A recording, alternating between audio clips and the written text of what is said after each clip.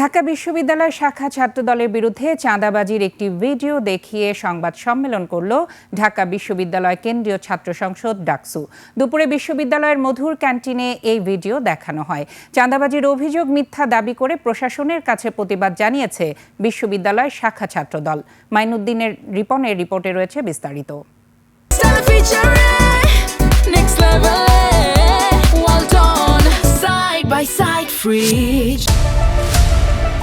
ঢাকা বিশ্ববিদ্যালয় ক্যাম্পাসে ভ্রাম্যমাণ ও ক্ষুদ্র দোকান ঘিরে ছাত্রদলের কয়েক নেতার বিরুদ্ধে চাঁদাবাজি, ভাঙচুর ও উচ্ছেদের ভিডিও দেখালো ঢাকা বিশ্ববিদ্যালয় কেন্দ্রীয় ছাত্র সংসদ ডাকসু।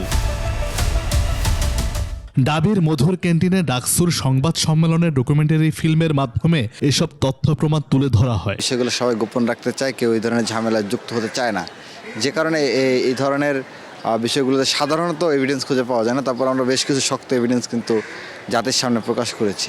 ডাকসু নির্বাচনের পর ক্যাম্পাসকে নিরাপদ রাখতে নেওয়া হয় বিভিন্ন উদ্যোগ। সামনে থেকে সেই উদ্যোগে নেতৃত্ব দেন সর্বমিত্র চাকমা। আপনার দোকানটা কিন্তু আপনার সাদ বা আবিদ আব্দুল্লাহ তাদের না, তারা হচ্ছে মূলত আপনার 4-5 দিন এখানে বসানোর জন্য স্টেবল করে দেওয়ার জন্য এখানে এনেছে এবং পরবর্তীতে তারা এখান থেকে চাঁদা নিয়ে এরকম কথা বলি তারা এখানে দোকানটা এনেছে। তবে এসব অভিযোগ মিথ্যা ও উদ্দেশ্য প্রণোদিত বলে দাবি করেছে ছাত্রদল। আমরা দেখেছি যে 5ই আগস্ট পরবর্তী সময়ে কিছু মবস্টারের জন্ম হয়েছে, যারা একটি নির্দিষ্ট দলের এজেন্ডা বাস্তবায়নের জন্য উদ্দেশ্য প্রণোদিতভাবে ন্যারেটিভ তৈরি করে মববাজি করে। ছাত্রদলের লিখিত অভিযোগের পরিপ্রেক্ষিতে 4 সদস্যের তদন্ত কমিটি গঠন করেছে বিশ্ববিদ্যালয় প্রশাসন। মানে কোনো একটা ক্ষমতা বলে, আমি জানি না সেই ক্ষমতা। আমরা যখন উচ্ছেদে যাই ওদের বলে দেই যে কারোর সাথে খারাপ ব্যবহার করবে না।